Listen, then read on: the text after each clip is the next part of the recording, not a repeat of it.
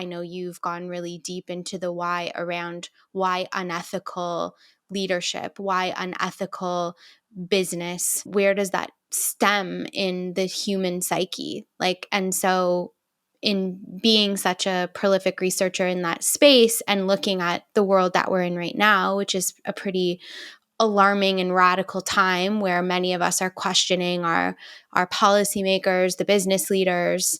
Can you speak a little bit to that piece around the why, why people find themselves in mundane jobs that they hate but stay forever, and why do leaders and businesses find themselves perpetuating and doing unethical things? I think in terms of the why or how these unethical practices occur, like there's a couple of major issues. And the first one comes down to awareness.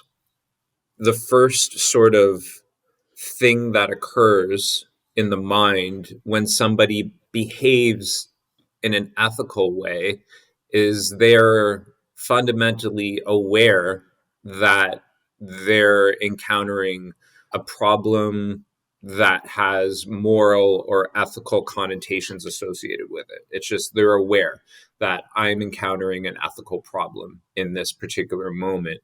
And looking at that from a slightly different perspective as well, using the same terminology, awareness within the consciousness expansion space, is that awareness of self, awareness of others, to the point where people aren't blind to what it is that they're experiencing. They're not sort of suppressing what it is that they're encountering. And a way where this happens is that, my view is that people are inherently good. People have a self concept that they view themselves as good or smart, of high moral standard.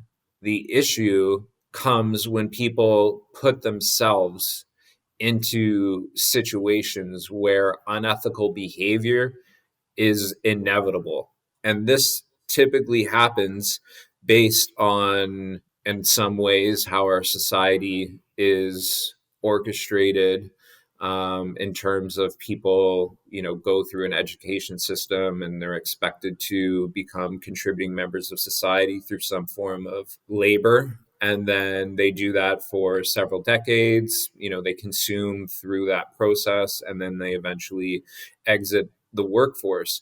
Through that process, marketing and attracting consumers is very strong and intelligent in terms of how people's psyches are attracted to certain things. And as a result of competition between individuals and others, like keeping up with the Joneses, is that people will overconsume. They will get themselves into uncomfortable situations, either through debt. And then as a result of that, debt or consumption patterns to help them cope in what I was describing earlier, and you as well, is like this societal context where people are working in mundane jobs just to get a paycheck, to survive, to live, not necessarily thrive, but to survive, pay for their consumption patterns, their house, their cars, their clothes, their entertainment, all of these different things. And now, through our socio-political context, is that it's been accepted for people to literally just like mortgage themselves to a really unsustainable level. So people are in this debt burden state, and then they're in the labor force, and the labor force is designed for continuous growth. So people feel a lot of pressure in the workplace. Organizational objectives are constantly getting more stringent, stronger, harder to fulfill. People have to work longer hours. As a result of that poor mental health that occurs, as people often try to consume to make themselves feel better. And then they're just really trapped in this cycle of consumption and debt and really dependent on their employment. And when ethical situations present, people often feel like I need to keep my job, I need my pay, I have all of these responsibilities. So they consider, keeping their job or staying in this pattern or this cycle or this hamster on a wheel type environment, is that they're unable to actually recognize that they're even presented with an ethical dilemma, and they just have to do whatever the situation dictates for them to do. And it's normalized in our society. And the mind, when this happens, is able to really convince itself of anything.